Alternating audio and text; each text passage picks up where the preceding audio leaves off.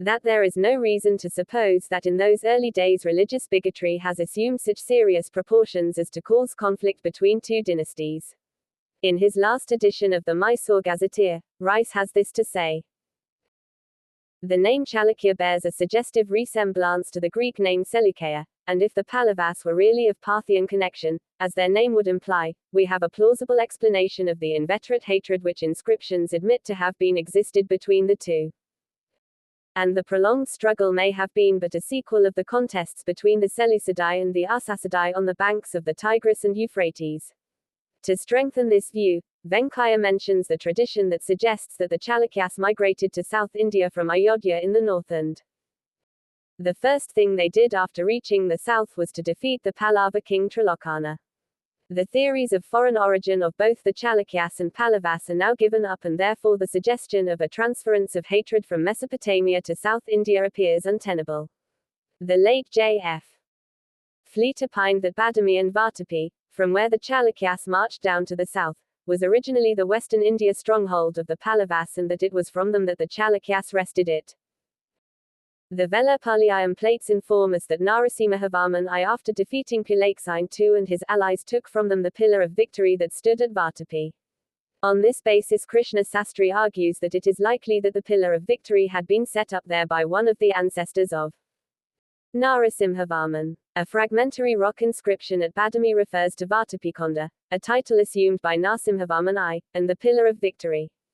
Fleet infers from this record that Vatapi was temporarily taken by the Pallavas from the western Chalukyas. An analysis of these facts show that originally the Pallavas were settled at Vatapi, and from this place they were driven to south.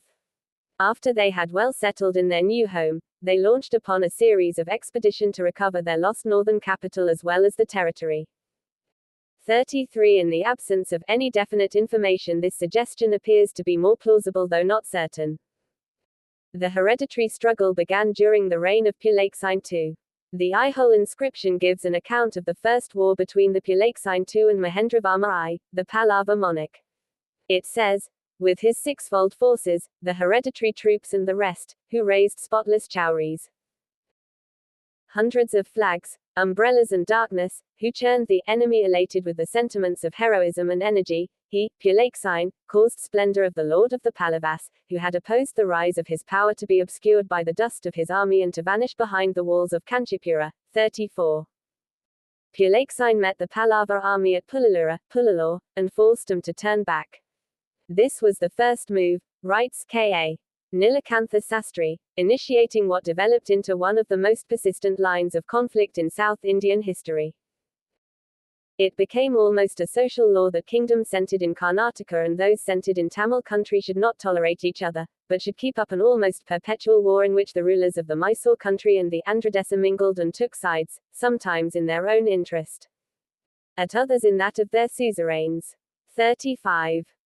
After these military activities, Pulakesin returned triumphantly to his capital, Badami, and reigned in peace. Pulakesin II was now at the height of his power, crossed the limits of India and spread as far as Persia. His fame Khusru II of Persia received an embassy from Pulakesin carrying letters and presents to one sent by him. This unusual political relations between Persia and India is represented in scene in cave Ayatajantha. Yaun Kuang's accounts. The Chinese traveler, Yaun Kuang, passed through Karnataka in about 641 AD and describes the culture of the country. According to the pilgrim, Banavasi had more than 100 Sangharamas of both Mahayana and Hinayana sects. He also mentions the stupa erected by Asokaraja. Going north through a wild forest he came to Maharashtra. Its king was Pulokeshi of the Satriya caste and his influence was very wide. Siladitya Maharaja had attempted to subdue these people with armies from all parts of India, but could not conquer them. Of the people of Karnataka the pilgrim had the following to say. The inhabitants were proud-spirited and warlike, grateful for favor and revengeful for wrongs, self-sacrificing towards supplicants in distress and sanguinary to death with any who treated them insultingly. Their martial heroes went into conflict intoxicated, and their war elephants were also made drunk before an engage.